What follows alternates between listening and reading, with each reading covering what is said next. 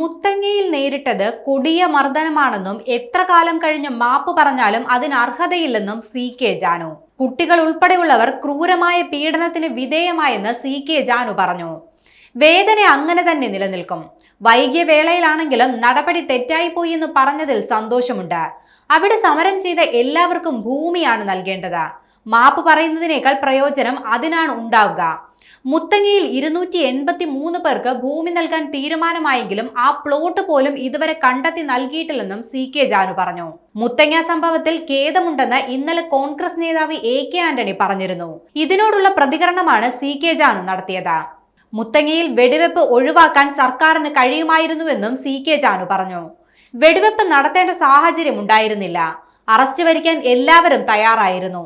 എന്നാൽ അത് ചെയ്യാതെ വെടിവെപ്പിലേക്ക് സർക്കാർ പോയി. അന്നത്തെ എല്ലാ രാഷ്ട്രീയ പാർട്ടികളും തങ്ങൾക്കെതിരായിരുന്നു. UDF ഗവൺമെന്റ് മാത്രമല്ല, പ്രതിപക്ഷ പാർട്ടികളെല്ലാം ആദിവാസികൾക്കെതിരായിരുന്നു.